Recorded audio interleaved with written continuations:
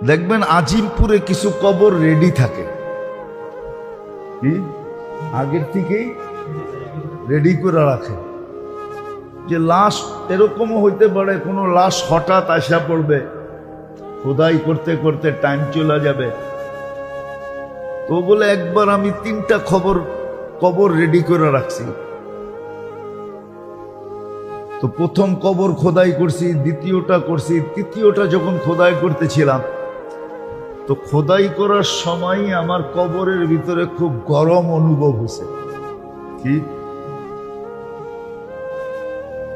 বলে ভাবছি কবর খোদাই করতেছি এই জন্য বুঝি, কিন্তু না, দেখতেছি যে কবরের ভিতরেই কেমন জানি একটা গরম গরম ভাব।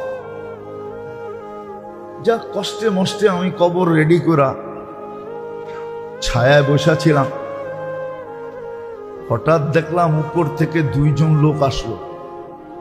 উপর থেকে সাদা পোশাক পরিহিত, পাগড়ি পরিহিত। আমি কিন্তু কিস্সা কাহিনীতে তেমন অভ্যস্ত না, আমার বয়ানে তেমন কিস্সা কাহিনী নাই, কিন্তু কিছু কিস্সা কাহিনী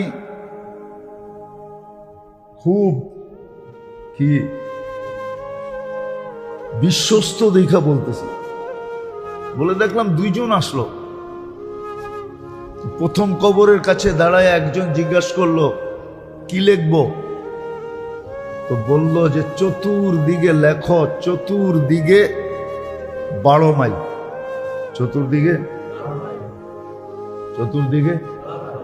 12 মাইল, এদিকেও 12 মাইল, এদিকেও 12 মাইল, এদিকেও 12 মাইল, এদিকেও 12 মাইল। বলে দ্বিতীয় কবরের কাছে আসলো, আচ্ছা বলল কি লিখবো? বলে যেই পর্যন্ত চোখের দৃষ্টিশক্তি যায়, চতুর্দিকে। বলে ওই তৃতীয় কবরের কাছে আসলো, আচ্ছা বলবো কি লিখবো? তো আঙ্গুল দিয়া দেখাইলো, 2 আঙ্গুলের মধ্যখানে যতটুকু ফাঁক, এতটুকু জায়গা লেখা, এতটুকু জায়গা। এই জন্য হাদিসে আছে, কারো কারো কবর ডাইন দিক থেকেও চাপ দিবে, বাম দিক থেকেও চাপ দিয়া কাগজ বানায় দেবে। কাগজ শুধু 2 দিক থেকে চাপ দিবে না, মাথার দিক থেকেও দিবে, পায়ের দিক থেকেও দিবে। বলে তারপরে 2 জন চলে গেল, আমি অপেক্ষায় ছিলাম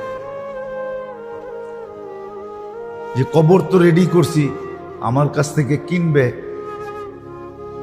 বলে প্রথম লাশটা যখন আসলো, প্রথমটা আসলো,